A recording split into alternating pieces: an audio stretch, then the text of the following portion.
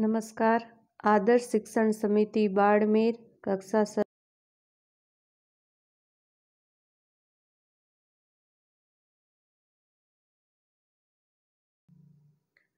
हिंदी वसंत भाग पाठ 11 जो देख कर भी नहीं देखते।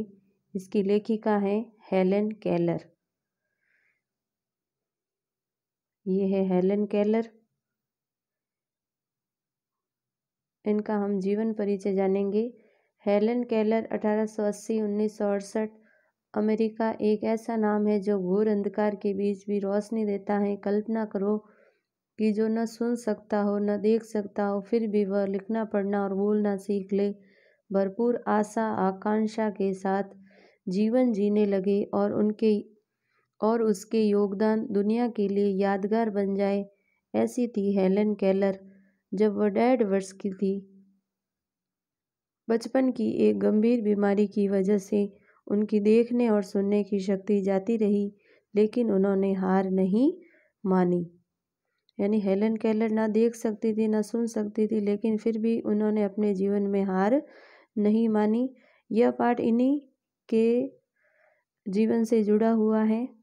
यानी इन्होंने जीवन में किन किन कठिनाइयों का सामना किया और इन्होंने अपने जीवन से क्या अनुभव लिए, इसके बारे में इन्होंने अपने अनुभव लिखे हैं। पाठ का सारांश। यह पाठ हेलेन केलर द्वारा लिखा एक निबंध है जो दृष्टिहीन और बधिर थी। उनकी सहेली कुछ समय पहले जंगल की सैर करके आई थी, परंतु पूछने पर उसने कहा उसने कुछ खास नहीं देखा। चूंकि ऐसा सुनने की लेखिका को आदत पड़ चुकी थी, इसलिए उन्हें कोई आश्चर्य नहीं हुआ।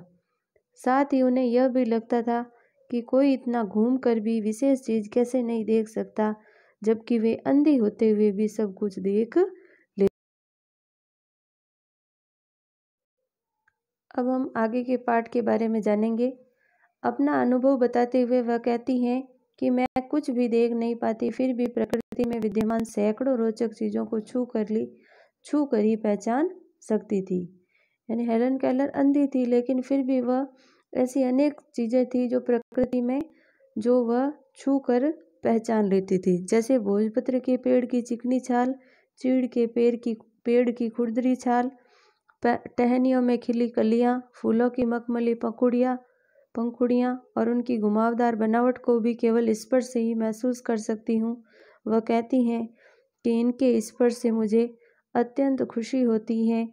प्रकृति के बीच रहने पर मुझे प्रकृति के जादू का भी एहसास होता है।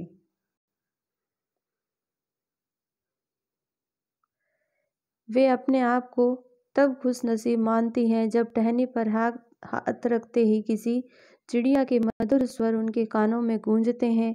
झरने के बहते पानी को उंगलियों के बीच महसूस करना उन्हें आनंदित कर देता है।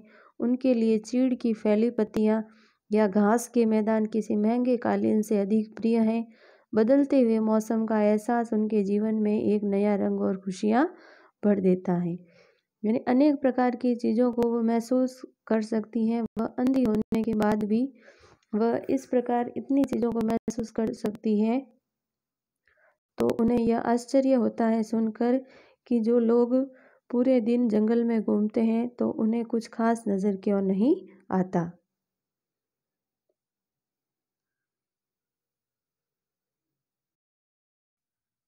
कभी कभी उनका मन प्रकृति की सुंदरता को देखने के लिए बेचैन हो जाता है। वे कहती हैं कि यदि प्रकृति में बिखरी सुंदरता को सिर्फ छूने से मुझे इतनी खुशी मिल रही है, तो उस सुंदरता को देखकर मेरा मन ना जाने कितना प्रसन्न हो जाएगा। वे कहती हैं कि जिन्हें ईश्वर ने आंखें दी हैं, इन चीज़ों को वह क्यों नहीं देख पाते। प्रकृति में बिखरे यह रंग उनके अंतर मन को क्यों नहीं छू पाते। मनुष्य कभी उन चीज़ों की कदर नहीं करता है जो उसके पास में है। वह केवल उन्हीं चीज़ों की उम्मीद लगाए रखता है जो उसके पास नहीं है। यानी वह कहना चाहती हैं कि मनुष्य के पास जो उसके पास चीज़ें उपलब्ध है वह उनकी कदर नहीं करता, बल्कि वह उनके पीछे भागता रहता है जो उसके पास नहीं है।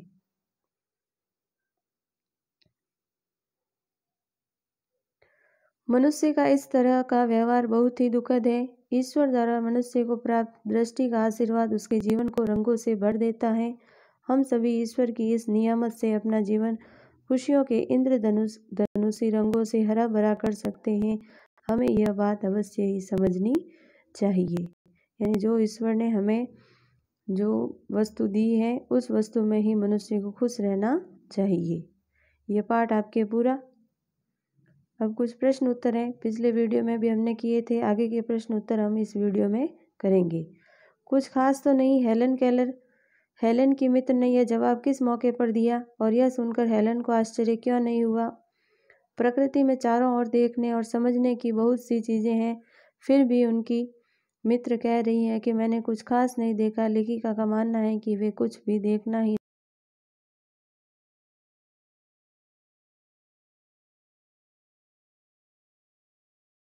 चीज़ों को छू कर और सुनकर पहचान लेती थी।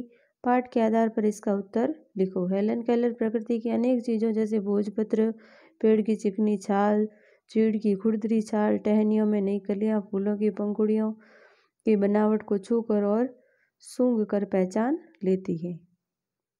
जबकि इस नियामत से जिंदगी को खुशियों के इंद्रधनुषी रंगों से हरा भरा किया जा सकता है।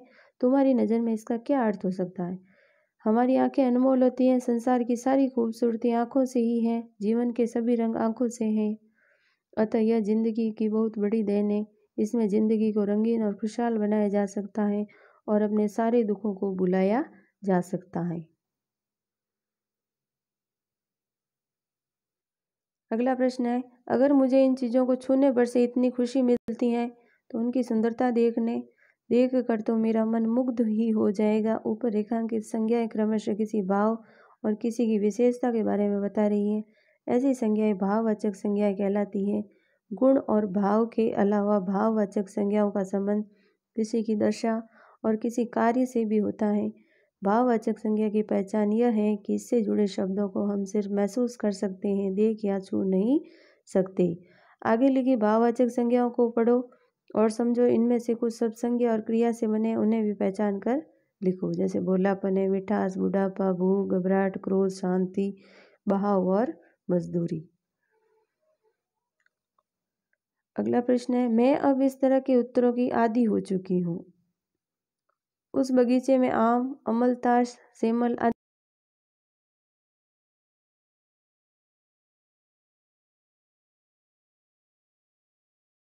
बनाकर उनका अर्थ स्पष्ट करो।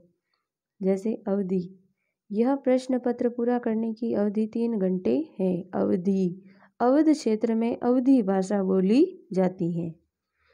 मैं, सुमन से मेरी मुलाकात बगीचे में हुई। मैं दिल्ली का निवासी हूँ। मेल, मित्रों को आपस में मेल से रहना चाहिए। अगला है मैल, इस साबुन से कपड़े में मैल नहीं रहेगी। और यह रास्ता मेरे घर की ओर जाता है। और राम और श्याम भाई हैं। दिन, आज दिन बड़ा सुहाना है।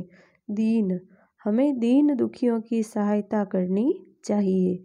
सिल, माँ सिल पर मसाला पीस रही है। शील, शील स्वभाव के लोग सबको अच्छे लगते हैं। ये जो भी कार्य है ये आपको कॉपी में शुद्ध और सुंदर लेखनी में करना है। आपका ये पाठ पूरा।